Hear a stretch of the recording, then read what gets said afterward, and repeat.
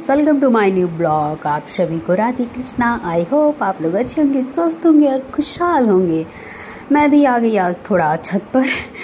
सोचा मैं भी चली आऊँ, क्योंकि मैंने काफ़ी लगभग 5-6 दिन से मैं छत पर नहीं गई थी। तो मैं सोची लाओ देखूँ कि क्या क्या काम हो चुका है। मतलब मैं आ गई देखने, तो मैंने देखा इतना पानी गिरा हुआ था पूरा चिप चिप, क्योंकि तरी दिया जा रहा है। प्लस्तर होने से पहले भी तरी दिया जा रहा है और बाद में भी, क्योंकि ये कहा जाता है कि जितना तरी दो उतना ही दीवार का जो प्लस्तर होता है वो मजबूत होता है। तो इसलिए पूरा पानी पानी ही गिरा था।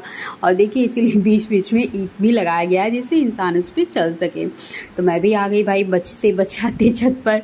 और फिर मैंने देखा कि सब लोग अपने अपने काम पे लगे हुए थे, और इन लोगों के लिए मैंने पानी भी लाया था, तो मैंने पानी दे दिया। वैसे तो आज बहुत ज़्यादा गर्मी नहीं है, थोड़ा ठंडा ही मौसम है, और इन लोगों के लिए भी अच्छा है, क्योंकि भाई जितना गर्मी रहता है उतना ही इंसान को काम करने में दिक्कत होती है, क्योंकि हर कोई इंसान ही तो होता है ना। तो सबकी भाई दिक्कतें होती हैं, क्योंकि गर्मी में तो इंसान ज़्यादा काम कर नहीं पाता, वो अपने पसीने से ही परेशान रहता, तो फिर काम कहाँ से करेगा। वैसे तो ये लोग अच्छा काम कर रहे हैं, बल्कि इसके पहले जो लेबर्स आए थे वो नहीं अच्छा कर रहे थे, लेकिन ये लोग बहुत अच्छा कर रहे हैं। और क्या कहते हैं, और इधर देखा कि मैंने कुछ कमरों में तो हो गया था, जैसे कि हॉल में पहले ही हो गया था, लेकिन अभी ये आगे वाला रूम बाकी है और एक पीछे वाला रूम बाकी है। खिड़कियाँ हैं एक इस वाले रूम में, एक उस वाले रूम में। इस खिड़कियों से बहुत अच्छी हवा आती है, एकदम सुकून वाली। और यहाँ से देखिए सब दिखता भी है, बाईपास भी दिखता है। और ये हॉस्पिटल, मेरा तो यहाँ कोई काम है नहीं, तो मैं यहाँ रुक कर भी क्या करूँगी। और वैसे भी मुझे नीचे जाके थोड़ा काम करना है और पढ़ने भी बैठना है। तो फिर अब मैं आ गई नीचे के लिए। मैं सबसे पहले नीचे आई, और नीचे आकर मैंने सबसे पहले आंगन में जाकर अपने पैर को धुला अच्छे से, क्योंकि पूरा छत पे की गंदगी नीचे आ जाती। वैसे तो नीचे भी कुछ ज़्यादा साफ़ तो है नहीं, क्योंकि पूरा वही धूल मिट्टी ऊपर की गंदगी नीचे, लेकिन तब भी पैर धुल लूँगी जिससे चिपचिपापन तो चला जाएगा।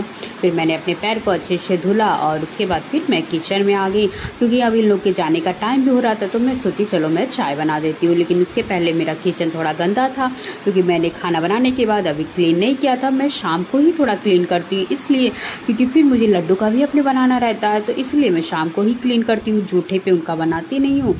तो अब मैं आ गई, खाने को खाली करके, जो बचा हुआ खाना था उसको खाली करके फिर मैं अपना किचन अब साफ़ करूँगी। किचन साफ़ करने के बाद अच्छे से फिर मैं आ जाऊँगी अपने बर्तन को धुलने, इसलिए क्योंकि बर्तन भी अभी मेरे पड़े हुए थे। तो मैं सोची पहले अपने बर्तन को भी धुल लेती हूँ, उसके बाद फिर मैं आराम से चाय और नाश्ता बनाऊँगी। फिर आ गई अब मैं बर्तन को धुल के स्टैंड में उसे लगा कर, और अब मैं अपने सिंक को भी धुल देती हूँ, क्योंकि मैं जब भी बर्तन धुलती हूँ, दोनों टाइम या तीनों टाइम जब भी, तो मैं अपने सिंक को बार बार धुलती रहती हूँ, जिससे उस पर थोड़ी सी भी गंदगी ना हो, क्योंकि अच्छा नहीं लगता अगर किचन में गंदगी हो।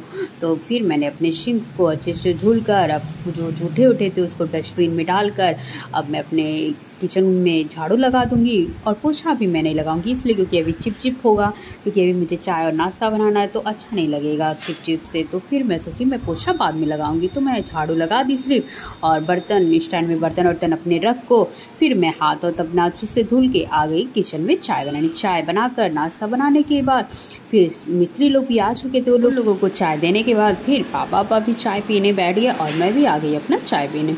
चाय पीने के बाद फिर मैं सोची चलो मैं तब तक कुछ देर पढ़ लेती हूँ, क्योंकि मम्मी बोली कि मैं कमरे में झाड़ू लगाऊंगी, तो मैंने सोचा कि मैं खाली क्या करूँगी, तो चलो मैं कुछ देर पढ़ ही लेती हूँ। उसके बाद मैं पढ़ने बैठ गई, और अभी दिया जलाने का टाइम भी नहीं हुआ था, तो इसलिए मैं चली आई आराम से बैठ कर पढ़ने। आप सभी को अगर ये मेरा ब्लॉग अच्छा लगा तो प्लीज़ लाइक, सब्सक्राइब, शेयर और कमेंट करना मत भूलिएगा। आप सभी को राधे कृष्णा, बाय बाय।